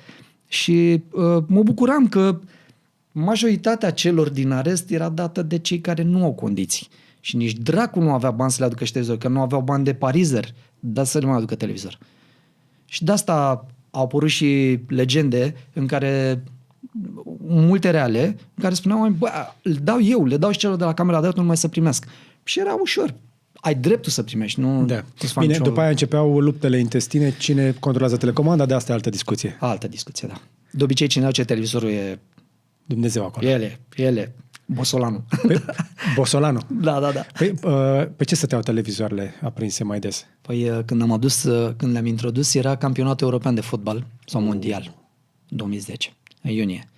Și spun în carte că a coincis cu momentul în care este introdus Dan Diaconescu în arest. Și știa că nu există televizoare în arest, că mai fuseseră oameni în emisiune la el. Și e speriat și mă întreabă undeva pe un coridor: ce auziți? Ați băgat televizoare că am venit eu? Nu, zic, lucrăm o săptămână și ceva, tot nu știam că vii tu aici, nu? N-aveam de să știu că omul ăla va fi adus. Și când a intrat el, ăștia se uitau la fotbal, toți au dat pe OTV atunci, în momentul ăla. Și Dan Diaconescu le spune: hai să ne uităm la ce vă uitați toți, că nu țin să... Domnul, da, se poate. Uitam la OTV, se uitau toți la OTV. Omul ăsta butonase de înapoi: nu, lăsați-l la OTV. A plecat domnul Dan Diaconescu. Da, când se întoarce, dați la OTV să nu se supere. Dar nu era nimic impus, nu. Da. Era doar și totuși există obediență. un anumit respect pentru VIP-uri în arest. Există, pentru că un om foarte cunoscut are avocați buni pe care îi poate ruga să-i ajute și pe ceilalți din cameră, să zicem, să nu vorbesc altfel. Au avut condiții mai bune, pot da bani celor din camere. Cred că Gigi Becali spunea că după ce a ieșit din camera de arest, a dat bani fiecărui coleg de cameră. Și spunea și cât. Am întâlnit alți foști arestați care au zis că au dat mașini, s-au împrietenit. La un moment dat în carte povestesc despre 2 oameni de afaceri. toată presa era afară și urla, scoteți-l mai repede pe X și ăsta nu ieșea. Și am sunat, bă, dar ce dracu se întâmplă? De ce nu iese? Șeful, veniți dumneavoastră, că nu putem să, decât dacă, nu știu, exercităm violența, să zicem altfel. Cobor și zic, băi, tu ești sănătos, te așteaptă soția, te așteaptă avocații, te așteaptă presa, România vrea să... Ești, mă, du-te acasă, că ajunge. Ce, domnul comandant, 10 minute dacă mă lăsați, fac o afacere imobiliară senzațională cu asta. Ieși. Nu, ieși. Deci se făceau contacte de multe feluri, nu neapărat rele. Mă așteptam... Business-uri în arezul central. Mă așteptam să spui că orice, numai să nu mă întorc la nevastă. Nu. Uite, din asta pentru prima dată o poveste foarte tare cu... Băi, dură, deci dură rău. Vine un ofițer și spune, șef, am o problemă afară. De ce? Să bat 2 doamne. Și lasă-le că se împacă ele. Ale mă treia cum să ieși și pe stradă să... Nu, că vor să vină la un arestat. Îmi spune despre ce vorba, le invit pe doamne, semănau foarte bine. Extrem de mult semănau. Am crezut că sunt surori gemene. Și așa s-a întâmplat. Sunt soția lui X. Și dumneavoastră, și eu sunt soția lui X. Băi, zic, nu... Cum? Ăsta străin. Bă, fi de afară, amândouă românce. Zice, ce s-a întâmplat? Nu v-ați înțeles la pachet, la momentul vizitei? Nu înțeleg nici cum sunteți soții amândouă. Amândouă aveau copii cu domnul respectiv. Problema era că n-au știut una de alta. Nu cred. Omul era poligam, avea viață dublă. Da, când a ieșit colegul meu cu pachetul, cine a venit la domnul? Eu! Dumneavoastră sunteți soția. Ok. Nu, eu sunt soția. Serios? Da. Aștepta să vin la mine să spun pe cine primim acum. Cum Dumnezeu să primim? Păi zic, mergeți unul și vorbiți cu omul că s-a aflat. Cumva trebuie să-și aleagă el, nu spun eu pe cine să primim. Că așa le primim pe amândoi. Am drept să le primesc pe amândouă. Era căsătorie legal cu amândouă? Doar cu una dintre ele. Aha. Și vine... întâlnești multe situații în arest, nu. Și vine colegul meu și zice, ăla a paralizat, a nebunit. E alb la față și a zis că el nu mai este în viața lui. El nu mai vrea să iasă din arest. Băi, zi, nici așa. Vrea pușcărie pe viață, ăsta n-are curaj să mai iasă. Am coborât, am vorbit cu el, făcea, tot comand, orice, eu nu mai ies de aici. Băi, frate, la un moment dat tot va trebui să gândește-te puțin, încercam să vorbesc cu el. Nu, a fost foarte greu să-l conving și a durat ceva până când a început să primească vizite, că era pus într-o situație foarte dificilă. Prefera pușcărie decât să iasă să-și înfrunte necazurile. Deci există printre noi bărbați care au 2 neveste? S-a întâmplat. Da, uite, vezi că omul era constant, avea aceleași gusturi. Da, a fost... Deci a găsit-o pe prima și când a văzut-o pe a doua, că una trebuia să fie prima. Când a văzut-o pe a doua a zis... A fost confuz, ușor confuz. Și zice... A fost ușor confuz, omul foarte constant. Da. Știi vorba că mă tot îndrăgostesc de aceeași femeie. Da, el a retrăit, după câțiva ani a retrăit aceeași dragoste. Fantastic. Da. Marian, care este obiectul pe care cei mai mulți deținuți îl aveau în celulă? Fără dubii, o cruce și o Biblie. Sau o iconiță mică. Redescoperă credința sau vin ei credincioși acolo? Acolo o redescoperă. Acolo simt că speranțe nu prea sunt, să fie liberi și încearcă cumva să primească iertare și să-și găsească liniștea, pentru că ei sunt foarte agitați, triști, supărați, distruși de faptul că sunt arestați. Mulți știu că soțiile vor divorța, copiii devin vagabonzi. Am întâlnit situații când fetele s-au prostituat, ei fiind în arest. Ei știu că se poate întâmpla ca familia să se destrame, să ia o situație, să capete o situație absolut dezastruoasă și încearcă să-și găsească iertare cu o cruciuliță, cu o iconiță, Am întâlnit o situație în care un domn era predicator foarte cunoscut în România și era acuzat de vreo 4 crime, cam așa. Adică era preamărit creștin și trăia spiritul ăsta al Duhului Sfânt, dar măcelărise vreo 4 oameni. Nu știu dacă e fățărnicie sau dacă o fac doar așa să intre în trend cu toți ceilalți, dar simt nevoia de iertare. Wow! O obsesie așa de icoane cum n-ai întâlnit în alte instituții publice. În spitale. În spitale, da, corect. Păi seamănă foarte mult condițiile din spital cu cele de arest. Nu poți să pleci când vrei, nu te alimentezi nu știi când ajungi. Vrei, nu știi când ajungi. Da, nu știi când ești adus și mirosurile alea la fel. mirosurile, sunt oameni care își fac nevoile pe ei, e mirosul de medicamente, carnea aia care nu e sănătoasă și are un miros specific, e destul de trist. Igiena e precară în spital. Adevărul e că și un psihopat narcisist ajunge să îi se moaie gleznele când ajunge acolo. Da. Da. Chiar dacă e predicator și e criminal. Chiar am întâlnit o situație a unui criminal, își omorâse soția și mi-au zis colegi, băi, trebuie să vorbim cu ăsta. Trebuie să vorbim cu ăsta. Dar ce se întâmplă? Care e problema cu el? Zice, Plânge într-una? băi, simte nevoia să se purifice și să roagă foarte mult. Păi și ce Dumnezeu să lasă să roage? E bine dacă să roagă. Nu, le bea șamponul și ronțăie săpunul tuturor din cameră, că vrea să curețe și până înăuntru. Au intrat în cameră, le-am zis colegii să stea afară, să nu intre și mascați, că nu mai avea niciun dialog cu el. Zic, bă, care dracu ești, mă? Fiind ăsta, eu sunt moare nasolit. Fusese campion de lupte libere, K1 ceva, în 2010 fusese arestat. Ce dracu mai frate de le bei ăstora șamponele? Nu mai avea nimeni, nici gel de duș, nici șampon. Le bea. Prima pachet, primul lucru ăsta făcea. Lua la șamponul și îl bea. Nimeni nu-l atingea, că era periculos. Și a căzut în genunchi și a început să roage. Și le zic, bă, a pățit ăsta ceva când era să nu mă reclame pentru cine știe ce tâmpenie, că l-aș fi atins. Ce Dumnezeu... nu zice, e în trans, acum să roagă. Păi oricum nu mai avem șampon, nu mai avem să nu mai avem nimic. Că să curăță, când primim pachet să curăță și după aia să roagă să se curețe iar. Și ăsta era unul din cazurile în care te gândeai, bă, ăsta trebuia să fie în arest sau într-un spital de neuropsihiatrie. Că vorbeai de un psihopat de genul ăsta, care se curăța. Acum, că am mai vorbit asta și cu Dan Antonescu, colonelul Dan Antonescu, că el a fost pe bucata militară a poliției. Am căzut de acord că, deși statistic vorbind în societate, 2% sunt psihopați, pe niște statistici, cei mai mulți sunt ținuți sub control de societate. Dar unii ajung la un să alunece sau să aibă un moment sau să fie sub influența unor chestii și ajung într-un astfel de loc. Iată, exemple nenumărate din ce ne spui tu acolo. Și cu toate astea, în cea mai mare parte a societății, oamenii reușesc să rămână în echilibru. Da. Până când ajung să facă o faptă de genul ăsta, intră într-un dezechilibru, ajung să facă ceva și într-un fel sau altul, exact ce ziceam noi, arest, judecată, penitență și apoi să încerci să recuperezi aia pe care poți. Unii n-ar trebui să scape însă de acolo. Da. Ai văzut răul cu ochii în arest? Da. Cum arată? L-am văzut pe cel care a promis că mă omoară și am scris despre el. Un om care cu mâinile libere a lovit ușa de arest până a sărit zăvorul de pe ea, cel de la mijloc.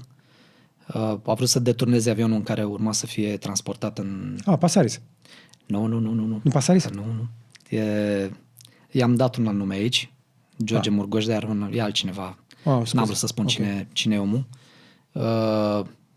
Era un criminal și când a plecat cu un... Am reușit să aduc, nu știu dacă s-a mai făcut după, dar eu am reușit să aduc în colaborare cu Interpol și prin domnul inspector general, prin domnul Popa Liviu, am reușit să obțin un avion militar din Belgia. L-a preluat un jet cu 6 luptători senzaționali. N-am văzut în viața mea așa ceva și mi-a prins foarte bine să văd cum erau ei antrenați, cum gândeau, cum își dispuneau forțele și armele în funcție de profilul moral al persoanei. Senzațional. Și am învățat multe de el. În momentul în care pleacă încătușat la mâini, la picioare, legat la ochi spre avion, se întoarce cu țigară în gură și zice, Tudore, mai ești? Și eram cu colegii, cu mascații lângă mine și strig pe el că sunt acolo. Mi-a promis că atunci când se întoarce mă va omorî. I-am cerut Ministerul de Interne să mă anunțe când va fi pus în libertate din țara respectivă. Din Belgia. Și le-am mai spus câteva lucruri și am aflat cu stupoare că nu și-au respectat ceea ce am cerut. Și aștept în continuare să văd o reacție de la Ministerul Administrației și Interne în ce privește protecția mea față de acel om. Și nu doar el. Am mai avut o situație în care un arestat are telefon în cameră, știam că are telefon în cameră, vorbește cu iubita. Știai? Știam. Păi și de ce n-ai făcut ceva? Sunt situații când afli destul de târziu că există telefonul acolo. Dar știai? Aflasem. Domnul ăsta vorbea foarte mult lucruri de maxim interes pentru foarte multe instituții și am zis lasă-l. Dacă el crede că e șmecher, lasă-l să se înregistreze. Eu nu știam ce vorbește. Ideea e că într-o zi se întâmpla la secția 7. Eram în biroul meu și ies din birou și era foarte aproape de accesul în secție și văd un mascat, 2, 3, 5, nu scria nimic pe ei, cu armele la ei. Bă, zic, câți dracu, un număr 6, 7 inși erau. Și strig la obsesiune, băi, ăștia stai noștri sau? Da, șeful, nu vedeți că au cagulă? Ok, și dacă au cagulă polițiști, adică nu putem să permitem. Bă, băieți, o delegație, ceva, vorbiți cu domnul. Este un fost coleg de academie. Bă, Florin, voi la cine ați venit? Bă, la șeful de cercetări penale. Și eu sunt. Bă, zice, îl ai pe un arest cu numele ăsta? Da. Acum iese și vrea să te omoare. Pe mine? Da. Păi ok, și cu ce? Are un cuțit la el. L-am așteptat. Hai să ne zic, cum v-ați gândit să luăm? Păi zice, când îl scoateți încătușat, îl băgăm în cameră și noi intrăm toți mascați exact când scoate el cuțitul și îl prindem în flagrant. Băi, nu, e exclus. Omul ăsta era o mașină de luptă și el, extrem de periculos, avea 40 ceva de ani și dacă lăsam o oră, între o oră și 2 ore la curtea de plimbare de aer, el aproape tot timpul făcea flotări și alerga continuu într-o cameră de aia de 3x3, el alerga continuu după flotări, iar alerga flotări. Arăta foarte bine, nu în sensul admirativ masculin, era o mașină de luptă. De obicei venea într-un training, acum când l-a scos era într-un short, tricou, Adidas, pregătit de fugă. Vedeam, acum știind informația, mi-am dat seama că era încătușat la spate. Băi, șefului, că ce s-a întâmplat? Îl vedeam mascații că ăștia erau după perete și le spun colegilor, băi, nu intră în cameră, pentru că în cameră, dacă scoate cuțitul, indiferent l-ar avea, voi nu intrați decât unul singur pe ușă. Câți pot? Sunt și mititei mascații, nu? O să fie 1-1, el cu cuțit, tu fără cuțit, tu mizezi pe surprindere, el reacționează, nu vreau nicio greșeală și îi faceți percheție încătușat. Păi da, acum o să fie... Nu mă interesează, deci îl are el. O percheție într-un șor și un tricou. Îl percheționea, nu au găsit nimic. Băi, ce nu e nimic. Cine v-a trimis? Și îi trimisese un procuror la care am ținut foarte mult, un tip care a greșit și el la un moment dat, dar eu am rămas dator cu viața, pentru că omul ăsta mi-a salvat viața, Max Bălășescu. Max îi trimisese și aveam încredere în Max care e informația corectă și am zis, băi, nu-l trimitem la polițiști, în momentul ăsta putem să i-ați găsit în celulă cuțitul? Nu. Știind că i-a trimis Max și știind natura omului ăsta, am zis, dezbracă-te, opriți accesul în secție, aici la parter nu mai intră nimeni, te dezbraci și îmi faci genuflexiuni. Și în momentul în care faci genuflexiuni, iese din anus, a ieșit un cuțit frumos, erau doar presele.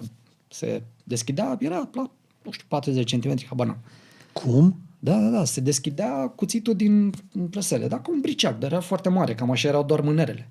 Adică o dădea bine omul, nu se juca cu mine. Și el începe să râdă, s-aude cum cade cuțitul pe asfalt, îl împing, îmbracă-te, îl bag la mine în birou, intră și mascați în spatele lui, eu mă așez la birou, au luat un coleg cu punga cuțitul ăla și a venit cu el la mine și, colegul ținea în mână și fac procesul să predau procurorului, să-i trimit, băi, mai audiază-l odată, uite, omul, dacă tu ai informația, faci cuțitul la el, e o tentativă de omor sau de ce vrea el de evadare, habar n-am. Doar că în momentul în care scriam procesul verbal, ăsta îmi spune, boss, e business, nu trebuie să o iei personal. Dar chiar nu e personal. E un moment foarte bun pentru mine, că măcar știu drept, că te duci mai mult timp și scurtăm șederea cumva la mine. Ideea e că în momentul în care scriu procesul verbal, colegul meu vede și ce, bă, de ce zici că are mânerul 25 de centimetri? Este aproximativ. Păi da, dar nu e corect. De unde știi că are 25 de centimetri? Era o discuție absolut tâmpită în momentul ăla, 7 mascați, un a zis tot o cameră foarte mică, ăsta în dreapta mea și zic, băi, așa am scris eu, dacă e o problemă e procesul meu verbal. Și asta atunci, boss, dacă pui așa e 15, dacă pui așa e 25, două dracu, e simplu. Și colegul nu fusese atent, zice, dar cum ai zis? Și întinde cuțitul și ăsta ia cuțitul, eu scriam și când mă uit la el, era la jumătatea distanței între noi doi și stau cuțitul mână, zice, mascații nu știau să facă și a zis, boss, eu odată ți-l mai dau, a treia eu nu ți-l mai dau. Uite, ia-l de la mine cadou, ia-l, bagă-l undeva, dar eu dacă îl mai am odată mână, eu nu vă las. Am luat cuțitul, l-am închis, l-am băgat într-un sertar, am dat colegul afară, a terminat procesul verbal, a plecat și mă gândeam Că omul ăsta era pregătit să mă omoare, procurorul trimisese special colegii aia să mă salveze și să-mi salveze viața. Și omul ăsta spunea că e doar o afacere, trebuie să o privesc așa simplu, să fiu mai detașat. Psihopat. Da, Psihopat. da, psihopat. Așa arată rău? Unul dintre ele. Eu, fac acum o paranteză, eu merg din timpul meu, merg în licee și am reușit să merg și în universități și îmi doresc să merg cât mai mult și în licee și în universități, să vorbesc despre alegeri greșite și consecințele lor, despre violență, despre consumul de droguri și o consecință a lor ar fi spitalul și detenția în arest. Și vorbesc despre situații de-astea trăite, reale, într-un stil destul de lejer și văd că captez publicul, sunt destul de interesați așa de ce înseamnă rău în forma rea. Și întotdeauna îi văd că sunt fascinați de ce văd în știri, în online. Da, pe cutare l-ați întâlnit, da, clanul ăsta, da, clanul ăsta. Și întotdeauna am scris și în carte.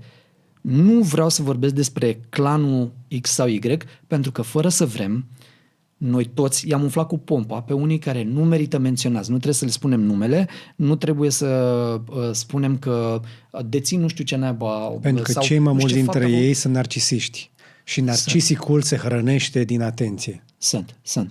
Și noi le dăm exact, îi dăm spanac lui papai. Umflăm cu pompa niște ratați, niște nulități, niște nemernici care ar trebui să stea doar acolo în camere de genul ăsta. Da. Din păcate însă ei devin niște exemple foarte bune pentru tinerii fascinați de mașini, de putere, de cum au râs ei de poliție când nu știu ce naiba s-a întâmplat, de răspunsul arogant. Și am zis, voi credeți că mâna aia cu un diametru de 65 de centimetri, umflat așa și tatuat cu toată, nu știu, o poveste întreagă, o carte de aia de colorate pe brandul ăla mare, voi credeți că el când spune că e șmecher nu ascunde în sufletul lui vreo 11 ani de stat într-o cameră unde s-a dat capul de pereți, unde a găsit singura plăcere în a scrijeli ceva pe piele, pe ăla un nume șmecher pe care tu să-l menționezi, să crezi că e un model pentru tine, un ratat de genul ăsta. Niciodată. Le spun în liceu și văd așa că și le-a spus vreodată asta, dar nu că le-am spus, adică le spuneam în față că sunt niște oameni care nu merită să le spun decât un număr. Ești 3, 1, 2, 5. Și atât. Din afară este interesant așa să te uiți la oameni de felul ăsta, să zici bad boys, ăștia s-au luptat cu sistemul, sunt anti-establishment, au ei ceva, sunt niște revoluționari. Vor să întoarcă lumea pe dos. Au venit haiduci și schimbă ordinea socială. Când în realitate, cei mai mulți dintre ei sunt doar niște psihopați și niște narcisiști. Da. Poate că într-un viitor din ăsta în care AI-ul o să fie în stare să decodeze mai bine toată situația unui om, să avem poate un pic mai multă, în engleză zice kindness, ea zice blândețe în limba română, să avem blândețe și pentru oameni arestați. Pentru că nu reușim încă să calibrăm bine sistemul ăsta. De mii de ani încarcerăm oameni, dar încă nu am reușit să o facem uman. Da. În licee eu întreb tinerii dacă sunt familiarizați cu violența. Și toți spun da. Din știri, din online, din filme, din cărți, le place. De la bloc, de pe stradă, o consumă, au văzut-o, au întâlnit-o. În casă, pe stradă, în bloc, au întâlnit forme de violență. Și îi întreb dacă au întâlnit violență și din rândul bărbaților și din rândul femeilor. Aproape toți cred că vine din rândul bărbaților. Și le dau un exemplu de formă de violență pe care am descris-o în cartea asta, o doamnă în vârstă care alege să-și ucidă soțul pentru a-i curma suferința generată de o formă de cancer într-o formă finală. Și pe cât de amuzant, pe atât de trist, e ca un film de la britanic, așa o comedie de-aia zemoasă, așa sărată și amară, în care femeia asta din dragoste încearcă să curme viața soțului, dar fiind foarte bătrână și firavă, plăpândă, nu reușește să-și ducă la îndeplinire actul din prima. Și se așează cu perna pe el și așteaptă și ăla se zvârcolește și când ea începe să plângă și crede că l-a omorât, omul trage aer în piept și începe, ștușește și bătrânul. Și se duce și ia o sabie pe care avea în casă, o panoplie și dă și cu sabia în el și nu moare pentru că nu era ascuțit, era de panoplie.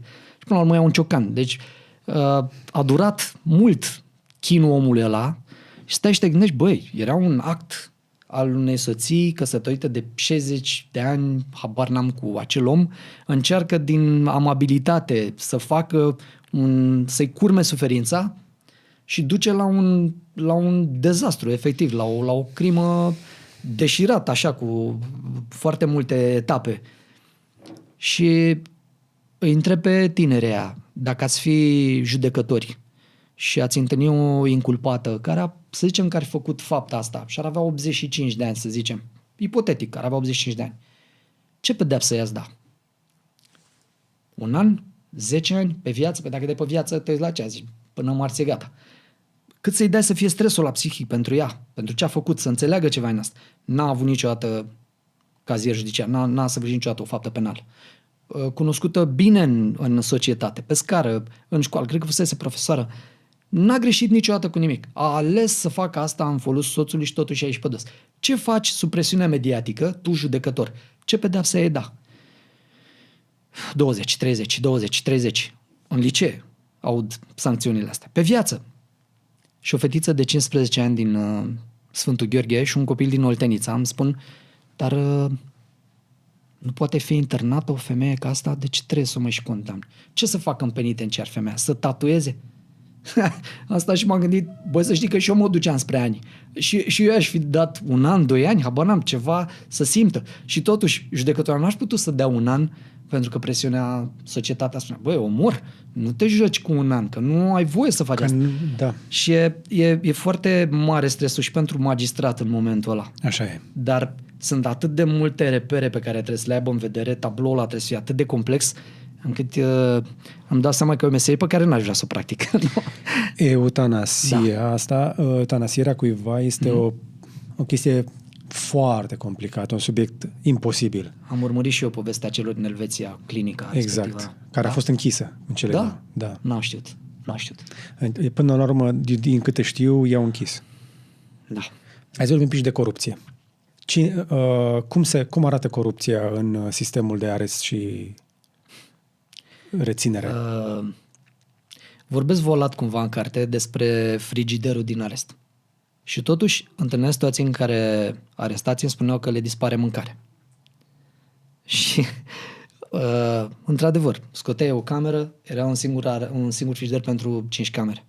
Și veneau la camera 2 hoți, cum le spuneam, oameni hoți. Sau duceai hoții și alegeau. Ăsta e pachetul meu, ăla e pachetul meu, mai trăgeai din pachetul altuia, că e a lui. De unde dracu să știi că erau 35 de arestați, ai cui sunt cremvucii sau al cui e cașcavalul sau. Și se întâmpla ca unul să ia de la celălalt. Dar auzeam că sunt polițiști care făceau sandvișuri din mâncarea lor. Ouleu, la cât de greu intra acolo pachetele? Sandvișuri, da. Asta era o formă de da, ok, corupție. asta e una dintre ele. Dar alta, intrarea telefonelor, cum se întâmpla? Foarte interesant. Deci erau extrem de ingenioși. N-am văzut niciodată și n-am crezut că există o sticlă de Coca-Cola termoformată. Deci ea era sigilată, plină, sigilată, neatinsă, nu curgesese niciodată nimic. Venea cu o matriță care împingea în plasticul ăla atât de mult cât să așeze desfăceau eticheta și acolo sub etichetă o termoformau. Băgau telefonul, acoperau cu eticheta. Tu, polițist, când vedeai câte sticle acolo sunt, 2 la 2 litri, scriai 2 sticle la 2 litri, uitai că e sigilată, e ok. Poate dacă ai pipăit toată eticheta, simțeai la un moment dat o denivelare. Poate, dacă aveai noroc, găseai, dacă nu. Se întâmpla să intre în arest telefonul băgat în anus sau în vagin. S-a întâmplat să sune telefonul în doamnă când, în timp ce era percheziționată, s-a auzit telefonul în surdină și era deja introdus. S-a întâmplat să fie adus de polițist telefonul. S-a întâmplat și așa ceva. Ce riscă un polițist care introduce în arest un telefon pentru un arestat? Ce riscă un astfel de om? Foarte mult. Își riscă toată cariera? Toată cariera.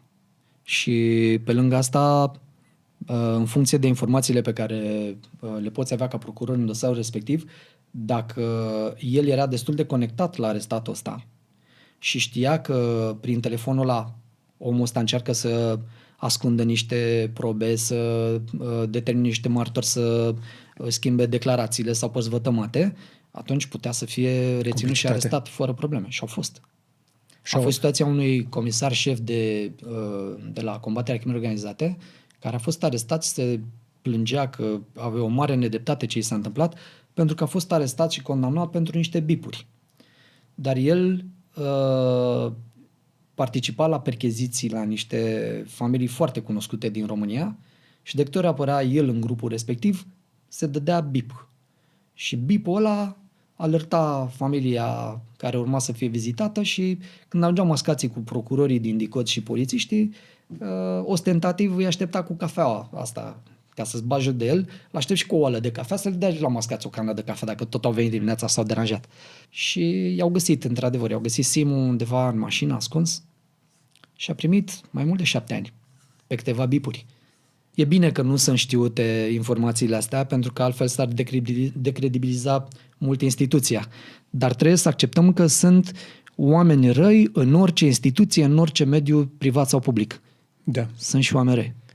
Până la urmă, societatea, cei care alegem să trăim în ea, trebuie să-i respectăm regulile Da. și până în alta nu avem un sistem mai bun.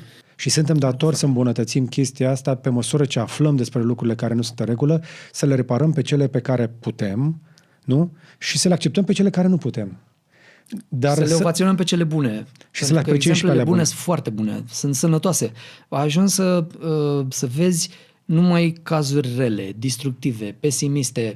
Am ajuns să mă uit la un moment dat, mă uitam la Viața Satului, când lucram acolo, atât de mult îmi doream să nu mai văd știri despre arestări și violuri și crime și trafic, că mă uitam la Viața Satului cum spunea unul că are 5 vaci și a reușit să găsească o soluție să producă mai mult lapte. Băi, e bine, mă. E bine să văd că cineva construiește ceva, altul are 5.000 de vaci, altul are, Da. nu știu, cel puțin în zona asta. Altul Tu că tu lucrai cu aia mai puțin de 2% din societate, din care din aia 2%, iarăși un procent foarte mic a ajuns să și facă faptele și tu ajungi să te lovești fix de partea aia de tăișul cuțitului, nu de mâner, nu de alte foarte important părți. să-ți păstrezi optimismul atunci. E foarte important să-ți păstrezi optimismul și să poți să-ți construiești o echipă atât de bine lângă tine, încât să fii sigur că dacă pleci să rezolvi o problemă interinstituțională, colegii ăia să rămână doar la cel mult la un bip de decizie, să zică, boss, e asta, o facem așa sau așa, noi mergem pe asta. Dă-i. Deci, mi-a plăcut Există tare chestii mult. care trebuie eu am făcut abordate asta, așa, pentru că mă gândesc că sunt atât de multe proceduri. Eu reușisem să am legătura asta foarte bună cu mulți dintre colegi. Era un băiat care era șeful mascaților, Bogdan Dincă, și aveam o relație foarte bună cu el. Erau colegii din Ture, din arestul central, care, la fel, doar îmi spuneau o propoziție și totul era rezolvat. Șefii de aresturi, cu care discuția era simplă. Clar, simplu, concis, spune ce s-a întâmplat, nu mă minți, nu mă învălui că nu mai am. După aia trebuie să mă întorc spre tine. Dă-mi scurt. Asta s-a întâmplat. Soluția asta. Și îmi plăcea tare mult să construiesc cu ei. Da. Era bine. Și se simțea ei bine. Auzi, bănuiesc că ai văzut și tu de prin state niște documentare despre penitenciare. Da. Supermax-uri și din astea. Da. Prin comparație cu ce e în America prin închisori, la noi mai bine, la fel sau mai rău? Din punct de vedere al violenței din interior. Eu cred că e mai bine. La noi? Da. E mai bine pentru că noi încă nu am ajuns la... zic un adevăr, sună glumă, dar e adevărat. Americanii au ajuns la un nivel de dezvoltare nesuperior multor alte națiuni. Probabil că sunt vârful de lance al omenirii în momentul ăsta. Cea mai mare economie. Cea mai mare economie a planetei. Economie, cu siguranță. Și fac o paralelă. E foarte interesantă cartea Naufragiul civilizațiilor a lui Amin Maalouf, care încearcă să prezinte istoria contemporană din 60 către prezent și omul ăla se întreabă, băi, cine trebuie să fie farul lumii? Cine e cel care trebuie să ne ghideze? Pentru că și ăsta are o problemă, și ăsta are o problemă, și ăsta are o problemă. Către cine ne uităm? Spre China, spre Uniunea Europeană, spre Statele Unite, spre Rusia, spre BRICS, spre UE și are niște lucruri foarte, foarte interesante de prezentat. Și îți dai seama că americanii, fiind cu mult înaintea noastră, cu puțin înaintea altora mai dezvoltați decât noi economic, cu siguranță și social, pentru că implică și politic, ei se întâlnesc cu situații nemai întâlnite. De foarte multe ori oamenii au decizii în situații nemai întâlnite, neavând posibilitatea să se uite spre o cutumă. Băi, ce se întâmpla în Suedia dacă se întâmplă asta? Nu, mi se întâmplă mie și asta e realitatea pe care o întâlnesc. Acceptând partea asta bună și interesantă a lucrurilor, zona infracțională s-a dezvoltat și ea odată cu societatea. Și am văzut foarte multe cazuri de o violență incredibilă. Noi încă nu avem criminali în serie. Nu avem Am avut câțiva. Am avut. Dar în ultimii 20 de ani suntem liniștiți. Nu am întâlnit. Sau poate nu i-am prins. Nu. Poate este atât de bun de nu i-am prins. Nu. Acum, în America e mai complicat. Tu gândește că, exact cum ai spus tu, sunt în avangardă din foarte multe puncte de vedere și atrag o anumită tipologie de imigrant. Oameni cu curaj, și asta oameni care sunt dispuși să plece din comunitatea unde au crescut, unde se știu de toată lumea. Sunt dispuși să facă orice. Și sunt dispuși să facă mult mai mult decât altcineva. Orice. Când ajungi la orice, te duci în extrem. Dar sunt dispus să facă mult mai mult decât am face noi, care suntem ancorați în comunitățile noastre de generații și generații și generații. Acolo este un loc în care totul e posibil, nu? Așa este. Că e țara tuturor posibilităților și de bine și de rău. Așa este. Dacă ne uităm acum la societatea noastră, prin 98, unei cunoștințe foarte bune a mea, i s-a spart geamul de la autoturismul Dacia pe care îl avea, nu mai știu ce naiba era Dacia, și s-a furat hamburgerul pe care îl luase de la Mac. Cineva a avut tupeu ăsta să dea cu pumnul să fure un hamburger. N-am mers la poliție. Bă, ce dracu să zic că mi-a furat un hamburger? Nu era mașina, nu avea casco, nu era, bine, nu știam noi, nu prea înțelegeam ce era casco atunci. În momentul ăsta îți lași geaca în mașină și poate și laptopul și bă, cine dracu riscă 4 ani pentru un laptop? Am ajuns la nivelul ăla. Noi. Deși în Statele Unite, în California, se dau spargeri din mers. Sparge geamul, smulge și pleacă. Da. De multe ori se face asta, carjacking, nu? Așa este. Deci suntem încă bine. Suntem încă bine, da. Și trebuie să le fim recunoscători celor care ne păstrează în siguranță, dar trebuie să-i și băgăm unde trebuie pe cei care merită.